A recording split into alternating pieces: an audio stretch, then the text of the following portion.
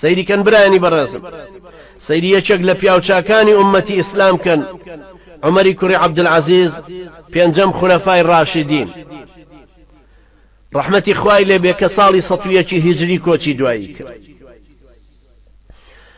عومەری کوڕی عەبدولعەزیزی کوڕی مەروانی کوڕی حەکەمە کە باوکی مرد عەبدولمەلیکی کوڕی مەروان لە میسرەوە هێنایە لای خۆی بۆ دیمەشق لەگەڵ کوڕەکانی خۆیان ژیا. دوایی فاتیمەی کچیشی لێمارە کرد و وەکو کوڕی خۆی ڕەفتاری کرد و بوو بە زاوای. ئەم فاتیمەیە کچی عەبدولمەلیکی کوڕی مەروانە کە خەلیفە بوو، خوشکی سولەیمان و هاشمە کە هەردووچیان خەلیفە بوون، دایکی وەلیدیشە کە خەلیفە بوون. هەمووی لە ناو ماڵی خلافەتا گەورە بوو.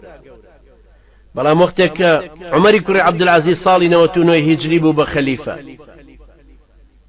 ئەیزانی چه زوڵم و جەبەروتێک بەنی ئومەیە کردویانە لە خەڵکی، ماڵی خەڵکیان زۆر زەوت کردووە. لەبەرەوە هات یەکەم جار لە خێزانەکەی خۆیەوە دەستی پێکردوتی ئەو ئاڵتونانەی لەبەرتایە من بۆم نەکردووی خۆت نین، براکانت باوکت کە داویتی هەمووی هی بەیتولمالە، یان من اختیار کە یان سەرەت و سامانەکە دیابێ و شتانە بگەڕێنی تۆ بە بەیتولمال. فاتیمە وتی تۆ اختیارەکە. هەموو جلوبەرگەکانی هەرچی شتێکی هەیبوو، هەرچی زێڕێکی هەیبوو، هەمووی لەبەر دانا و یەک پارچە قماشێکی بەسیتی لەبەرێشتەوە کە خۆی بۆی کردو. فەرمی ئەوانی تر هی بەیتولمالە هەموو یەگەڕێنمەوە بە بەیتولمال. دوایی سەرکەوتە سەر مینبەر وتی هەرچی کەسێ شتی بەیتولمالی لایە بیگەڕێنێت. دەستی پێکرد یەک بە یەک ئەوانەی والی بوون، ئەوەی وەزیر بوون، ئەوەی دەسەڵاتدار بوون، هی هەر هەمویانی وردە وردەهێنا، هەمویانی ڕوت و ڕەجاڵ کردەوە خستیەوە بەیتولمال. آخر بويا إمام ذهبي رحمة إخوائي لبيا فرمي كان من أئمة الاجتهاد ومن الخلفاء الراشدين. لرنايك ولا روي علم شرع كشو ولا إمامي كي قوري مجتهدين بو تلبي حسن بصري بو للايكي تريشوا بينجم خلفاء الراشدين لسر سيرة والرفتار والروشتي أوان روشتو سيري كان براني برز أمبيا وقوريا 38 صال بو كهات هرچی سروت و سامان هبو هموی خستو بیت المال حسیره چی داخستو لسر حسیره کدانیش.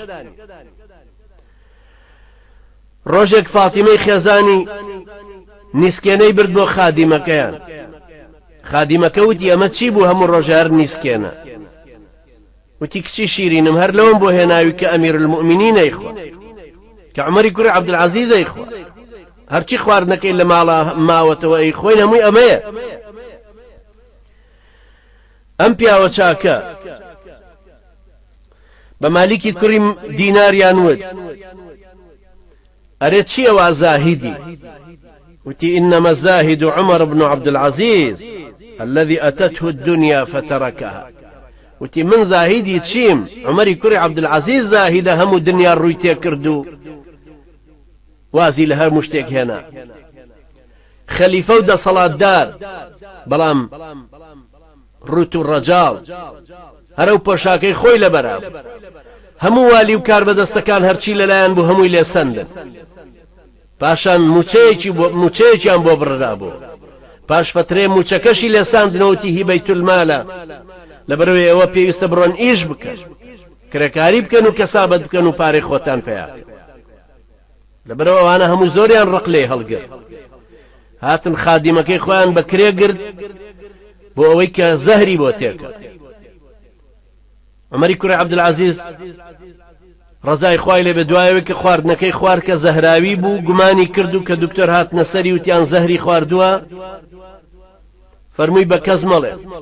خادیمەکەی بانگ کرد وتی گومانم لێت بوو لەو ڕۆژەیە شتێکت تێ کردو، ڕاستیشم پێ بوو. کابرا وتی بەڵێ 1000 دیناریان داومەتێ بۆی زەهری تێکەم لە خواردنەکە. وتی کوا 1000 دینارەکە بێنە. 1000 دینارەکەی هێنا و وتی ئەوەش هی بەیتولمالە، با بگەڕێتەوە سەر بەیتولمال و بڕۆ لەبەر خاتری خوا هیچ لێ ناکەم ئەشزانم کە پێیەمرم، بڕۆ خۆت ون کە لەم ناوە. ئەوە عومەری کوڕی عەبدولعەزیز، ئەوە ترسی لە مردن چۆنە، ئەزانێ بەرەو خوای گەورە گەڕێتەوە. ترس و هەستی مردنەکە لە ناخیا کردوێتی بە وزەیەکی کاریگەر و زۆر مؤثر لە ژیانی خۆیان. لەو ساتەی کە ئیتر گەیشتە ئەوەی کە ڕۆحی دەرەچێت، علەماکان هەمووی بە دەورێ بوون و خەڵکێکی زۆری دڵسۆز هەمووی بە دەورێ بوون. سەیری ئاسمانی کرد و ڕووی کردە خەڵکەکە و فەرمووی ئەم ناوە چۆڵکەن، ئەم ژوورە چۆڵکەن. ژوورەکان چۆڵ کرد و گوێیان لێبوو کە فەرمووی مرحبا بوجوه ليسوا من الجن ولا من الإنس. فەرمووی پێشوازیتان لێکەم بە خێراتنتانەکەم لەوانەی کە دەم و چاوتان نەهی ئینسانن نەهی جنن. دوای ئەم قەولە بینیان ڕۆحی دەرچوو جانی سپار. خوا لێی خۆش. سەیری کەن برانی بەڕێز. کەسێک لەو ئاستەی عومەری کوڕی عەبدولعەزیزایە. ئەو پیاوە مەزنە بزانە هەستی مردنەکەی چۆن بوو. یەکێک لەوانەی کە هەمیشە لە خزمەتیا بوو نەسیحەتیە کرد، عالمێکی گەورە بوو ناوی ئەبوو حازم بوو. ئەبوو حازمە گێڕێتەوە لە جارێک چوون بۆ حەڵەب بۆ لای عومەری کوڕی عەبدولعەزیز، چونکە کاتێک والی بوو لە مەدینە پێکەوە بووین. بانگی کردم لە دوورەوە فەرمووی بەخێر هاتی ئەبوو حازم، فەرموو وەرە نزیک بەرەوە. ئەڵێ من نەمناسیەوە لە نزیک، لێی نزیکتر بوومە وتم ئەرێ مەگەر جەنابەت ئەمیر المؤمنین عومەری کوڕی عەبدولعەزیز نیت؟ فەرمووی بەڵێ خۆیم.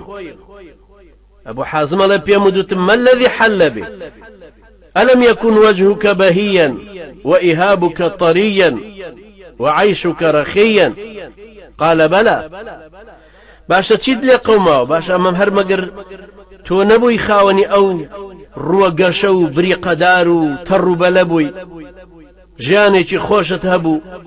وتی بەڵێ هەر منم. فقلت فما الذي غير ما بك بعد أن غدوت تملك الأصفر والأبيض؟ ئەی باشە چی وای لێ کردو دوایەوەی کە بووی بە خەلیفە و زێر و زیوت هەمووی کەوتۆتە بەردەست دوان لێ هاتووە و دوایەوەی بووی بە ئەمیر المؤمنین؟ فقال وما الذي تغير بي يا أبا حازم؟ وتی چیەکەوە لە منە گۆڕاوە ئەبوو حازم؟ وتی لە شولارت زەعیف بووە، پێستت زبر بووە، هەمووی ڕووشاوە، دەم و چاوت زەرد هەڵگەڕاوە، چاوت بە قوڵا چووە، زەعیف بووی، لاواز بووی، لەڕ بووی. عومەری کوڕی عەبدولعەزیز گریا، پاشان فەرمووی فكيف لو رأيتني في قبري بعد 3؟ باشا ئەگەر دوای 3 ڕۆژ لە مردنم و لە دەفنکردنم بێی و بمبینیتەوە چۆنم بینی؟ چاوم بە قوڵترات چووە، گلێنەی چاوم دەرپەڕیون، ئەبینی سکم هەمووی مارومێر و تێکەوتون و بووم بە خۆراکی جانەوە. ئەوە حاڵمە بێ لە قیامەت، ئەوە حاڵمە بێ لە قەبرە. مەگەر خوای گەورە بە لوتفی خۆی بمان بەخشێ. ئەمە حاڵەتی عومەری کوڕی عەبدولعەزیزە ڕەحمەتی خوای لێ. جا بزانن برایانی بەڕێز، دوای حەدیثێکی بۆ ئەجێڕێتەوە کە لە مەدینە پێکەوە خوێندبوویان، ئەبوو حازمە فەرمی عومەری کوڕ خەتاب ئەوەندە گریا بەزەیم پێ هاتەوتم ئێستا ڕیخۆڵەکانی ئەپسێن لە هەنیسکدان و لە هاوارکردنیە. فرمێسکەکانم وشک کردەوە بۆم سڕی، بەڵام پاشان سەیرێکی منی کرد و فەرمووی فهل تلومني يا أبا حازم إذ أنا أهزلت نفسي لتلك العقبة؟